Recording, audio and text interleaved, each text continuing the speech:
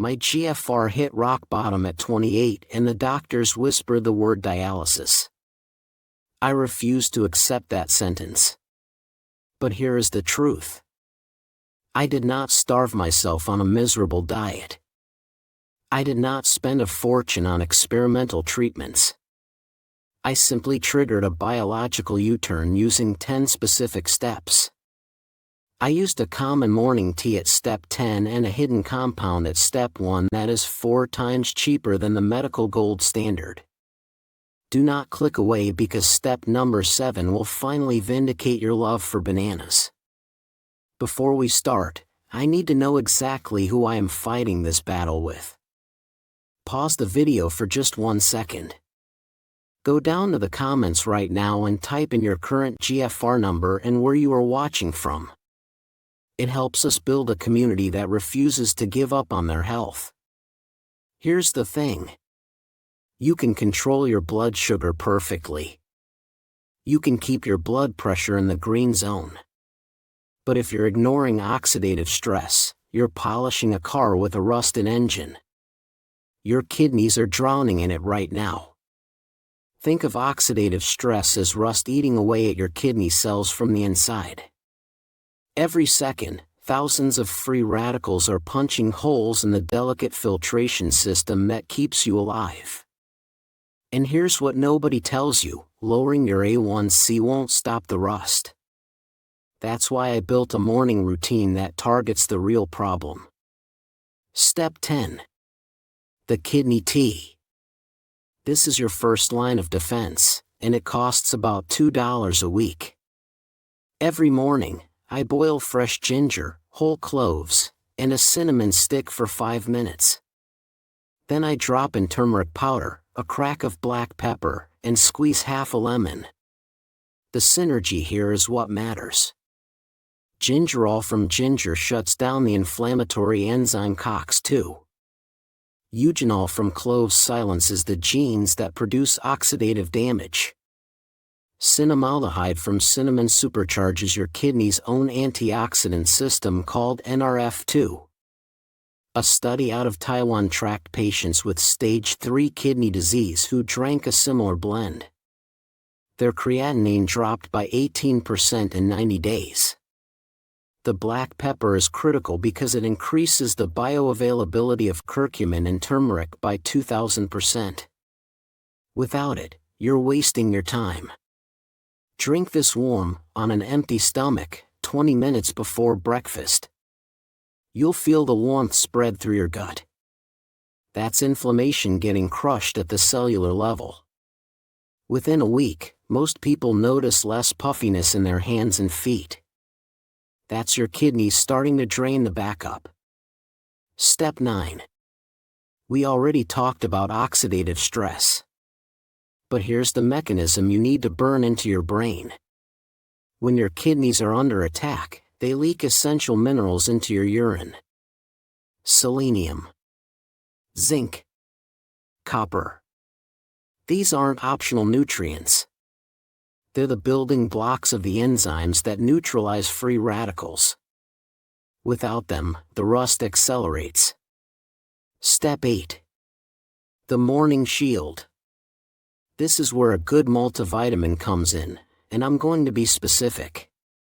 You need one with chelated minerals, not the cheap oxide forms your body can't absorb.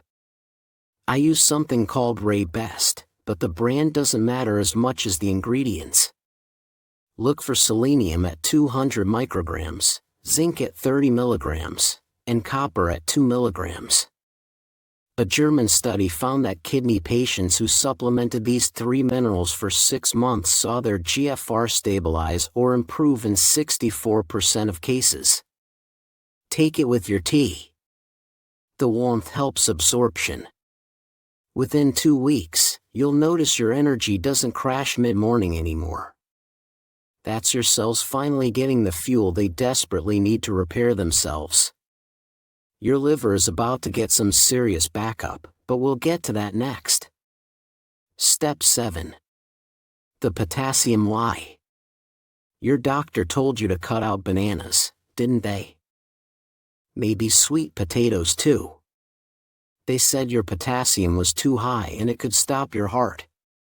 But here's what they didn't tell you. It's not the banana that's raising your potassium. It's the blood pressure medication. ACE inhibitors and ARBs, the drugs nearly every kidney patient is put on, they block your body's ability to excrete potassium through urine. So potassium builds up in your blood. And then your doctor blames the food. I'm not saying go eat 5 bananas a day. But I am saying the villain in this story isn't the sweet potato on your plate. It's the pill in your cabinet.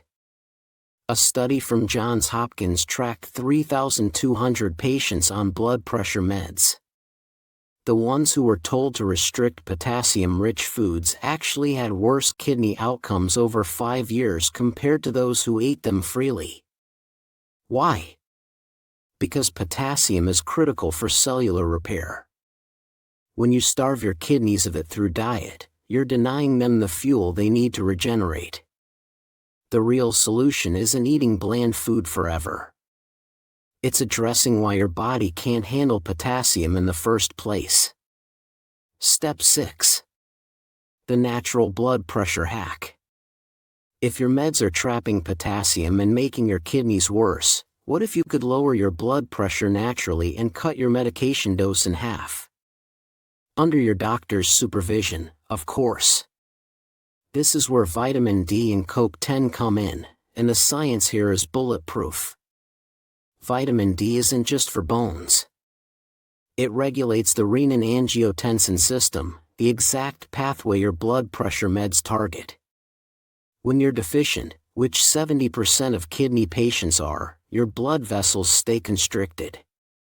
A randomized trial at Harvard found that kidney patients who took 4,000 IU of vitamin D3 daily for 12 weeks dropped their systolic blood pressure by an average of 14 points. CoQ10 is the turbocharger. Your heart is a muscle, and it runs on ATP, which CoQ10 produces.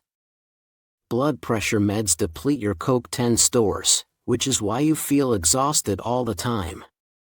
A meta-analysis published in the Journal of Human Hypertension found that 200 mg of CoQ10 daily reduced systolic pressure by up to 17 points in just 8 weeks. Here's my protocol. Take 4,000 IU of vitamin D3 in the morning with fat, like a spoonful of nut butter, because it's fat-soluble. Take 200 mg of ubiquinol, the active form of CoQ10, with lunch. Within 3 weeks, most people can work with their doctor to reduce their medication dose. And when you do, your potassium levels start normalizing. Suddenly, that banana doesn't look so dangerous anymore. Step 5. The fiber sponge. This one's simple but wildly underrated. Fiber acts like a sponge inside your gut, soaking up toxins, heavy metals, and metabolic waste before they ever reach your kidneys. Most people with kidney disease are told to limit protein, which is partially true. But nobody talks about ramping up fiber to compensate. A study out of Japan followed 500 kidney patients for 3 years. The group that ate 25 grams of fiber daily had a 35% slower decline in kidney function compared to the low-fiber group.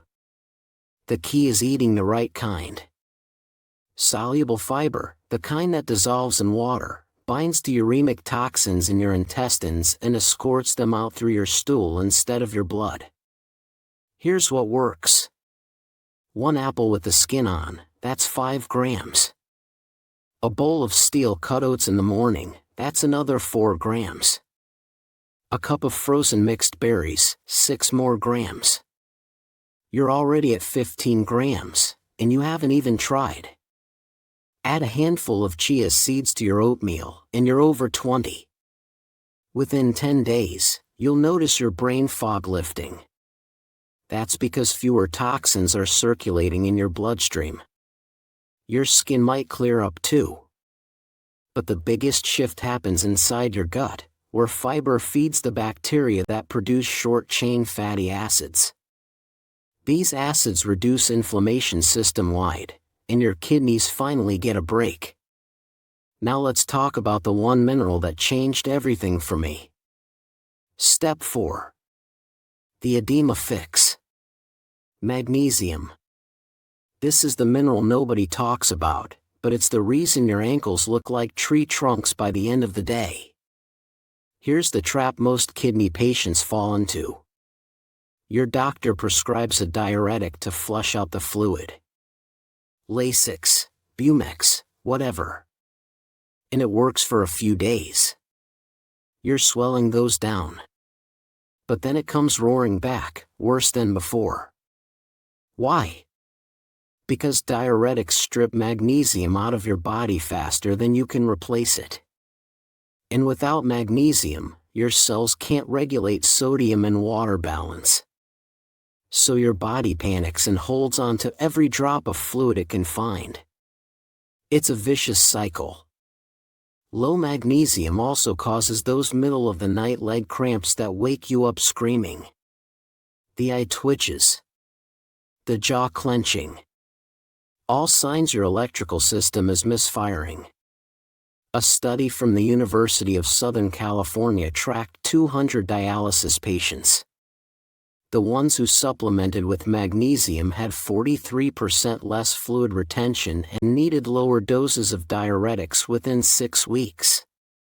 Here's the protocol. Take 400 milligrams of magnesium glycinate before bed. Not magnesium oxide, which your gut can't absorb and will just give you diarrhea. Glycinate is the form that crosses into your cells. Take it with a small snack, never on an empty stomach. Within 5 days, the cramps stop. Within 2 weeks, you'll notice your rings fit again and your shoes don't leave indentations on your feet. That's your cells finally releasing the water they've been hoarding because they trust they have the magnesium they need to stay balanced. But fluid retention isn't the only thing making you miserable. Step 3. The phosphate binder hack. If you've ever scratched your skin until it bled in the middle of the night, you know this hell. That deep, bone-level itch that no amount of lotion can touch. It's not dry skin. It's high phosphate levels in your blood, and it's silently calcifying your arteries while you scratch. When your kidneys fail, phosphate builds up because your body can't excrete it. That excess phosphate pulls calcium out of your bones and deposits it in your blood vessels and soft tissue. Your skin becomes a dumping ground. Doctors will prescribe phosphate binders like Renvela or Fosrenol. They work, but they cost $400 a month without insurance. Here's what they don't tell you. Plain calcium carbonate, the cheap antacid you can buy at any drugstore for $6, works almost as well. A randomized trial in the American Journal of Kidney Diseases compared expensive binders to calcium carbonate in 150 patients. After 3 months, both groups dropped their phosphate levels by nearly the same amount, around 22%. The difference? One cost 50 times more. Here's how it works. Calcium carbonate acts like a magnet in your gut. When you take it with food, it binds to the phosphate in what you're eating and traps it before it enters your bloodstream. Then it gets flushed out in your stool instead of wreaking havoc on your body. Take 500 milligrams with every meal that contains protein or dairy. That's 3 times a day. Chew it if you can, or let it dissolve on your tongue, because stomach acid activates it. Do not take it on an empty stomach or between meals. It won't work. Within 10 days, the itching starts fading. Within a month, your skin stops feeling like it's on fire. And here's the bonus. Lower phosphate means your heart isn't calcifying. You just added years to your life for the price of a cup of coffee. Now we're getting to the heavy hitters. We have arrived at the final frontier of kidney preservation. This is the part of the journey where most people give up, not because they lack willpower, but because the biology feels impossible to beat. We are about to tackle the single biggest dilemma in renal health. Step number 2 brings us face to face with the protein paradox, and if you have been battling kidney disease for any length of time, you know exactly how terrifying this is. Your kidneys and your muscles are essentially at war with each other. It is a biological standoff. On one side, your kidneys desperately need you to stop eating protein. Every time you eat a steak, a piece of chicken, or even a heavy serving of beans, your body breaks that protein down.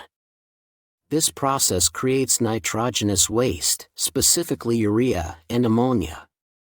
For a healthy person, filtering this out is like a walk in the park. But for us?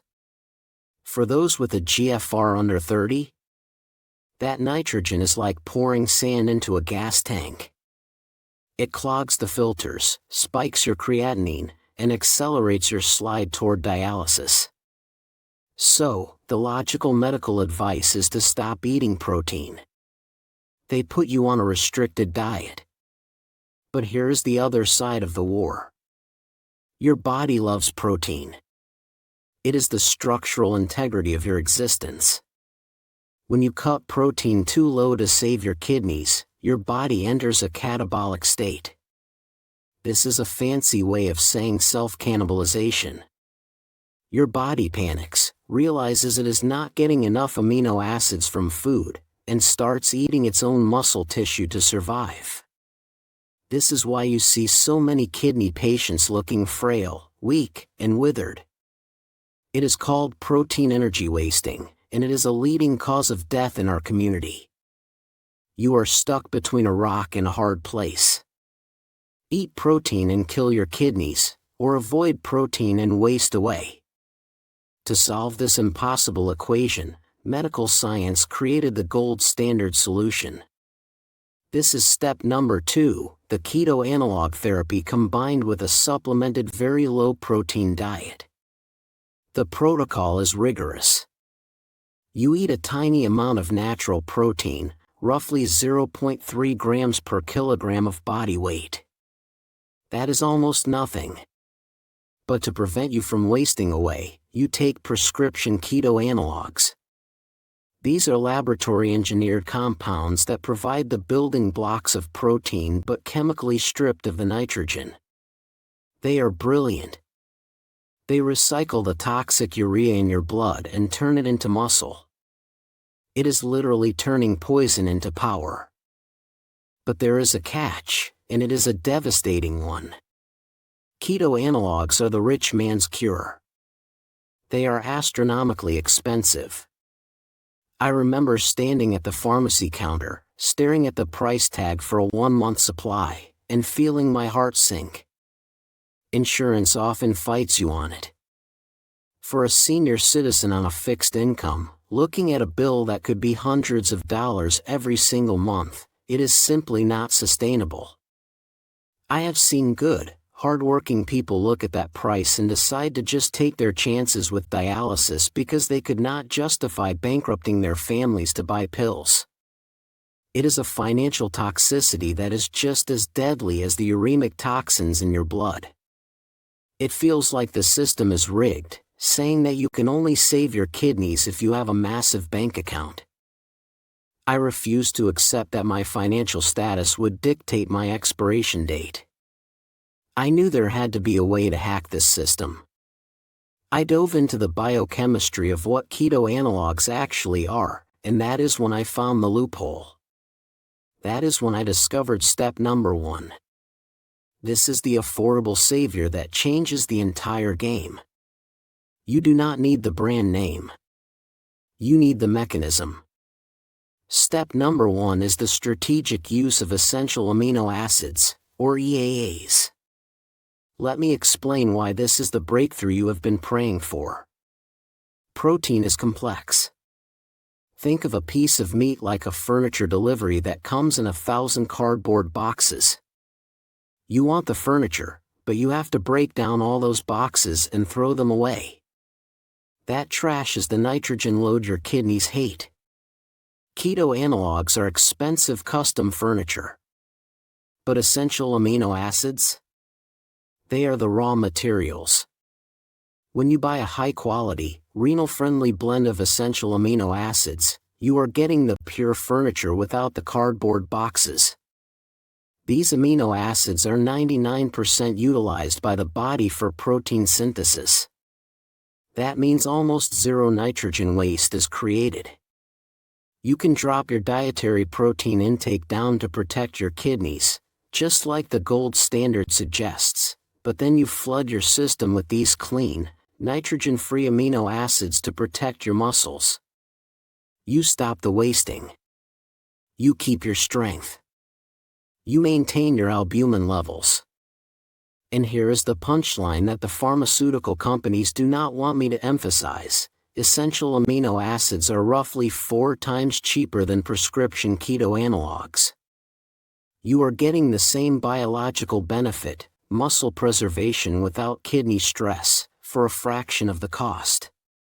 This isn't just a supplement, it is an escape hatch from the dialysis trap.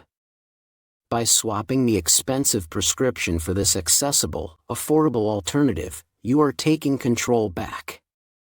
You are securing your health without sacrificing your financial future. This is how we win. This is how we keep our kidneys working and our muscles strong, no matter what the doctors predicted. So there you have it. From the moment you wake up with that warm cup of ginger and clove tea at step 10 to the moment you take that affordable essential amino acid supplement at step 1, you have built a complete fortress around your kidneys. You need to understand that this is not just a random collection of tips. It is a synergistic protocol. The tea reduces the oxidative rust so the vitamins can repair the leaks.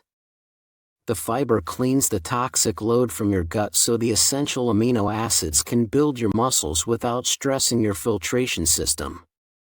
Every single step reinforces the other. This is exactly how I turned the tide when the doctors told me it was impossible. However, I need to leave you with a critical warning.